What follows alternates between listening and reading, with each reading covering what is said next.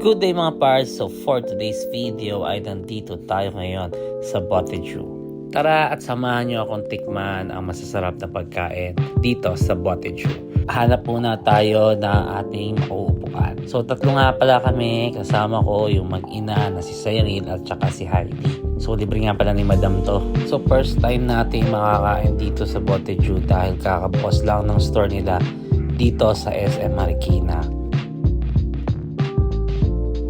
At eto, napakarami pala pwede ma-order dito sa Boteju. So, pili-pili lang. At for some reason, medyo nagugustuhan ko yung mga Japanese food ngayon.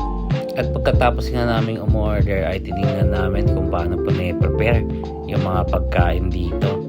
At dahil naka-open kitchen sila, live na live mong mapapanood kung paano po na-prepare yung mga pagkain nyo.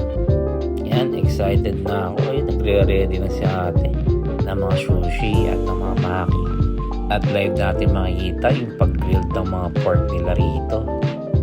Ayan, tapos pati pag-prito ng itlog at yung paggawa ng mga sushi at ng mga maki. Next time, itatry natin yung salmon sashimi.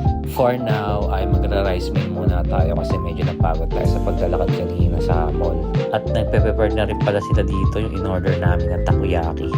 Guys, 235 lang siya pero sobrang solid yan mamaya guys. Papakita ko sa inyo. Ang pogi ng kasama namin. Isang A naman dyan. A! So ito yung mga condiments nila. At dumating na yung in-order namin. So in-order ko ay Hokkaido style na donbori. Si Madam naman ay ehime karshu pork. Donbori din. Meron ham and cheese na takoyaki. At beef tamago toji naman yung kay Cyril. Ang hirap naman bigkasin. So, ayan yung mga in-order natin. So, grabe, appearance pa lang talaga nakakapanglaway na at parang gustong-gusto mo lang kainin.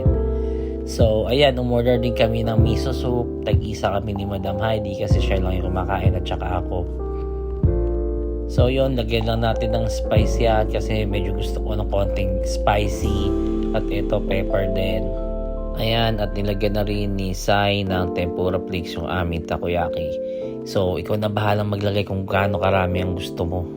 Masarap yan pag marami guys eh. So, tara, tikiman na, kain na tayo. And then, first bite. Unang tikim ko pa lang talaga yan guys. Grabe, nasarapan na ako. Bagay na bagay sa kanin. At grabe, ang laki ng lagayan nila kaya ang daming kanin. So, hindi na ako mag-exercise. So, tikman natin itong takoyaki guys. Yan, ang daming tempura flakes. So, ang sarap. At ay sinasabi ko, solid guys. Yung cheese, grabe. Sobrang haba ng mozzarella. Solid na solid to. Tapos lalagyan pa ng spicy. Pambalansi dun sa karne ay meron sila ditong lettuce. So, may konting side dish ng salad talaga. At yung grabe talaga yung takoyaki, sobrang yummy. Hindi ko ma-explain. Ibang-iba siya doon sa mga takoyaki na nasa daan lang. Sobrang malaman at sobrang makeso. Hindi tinipid sa laman.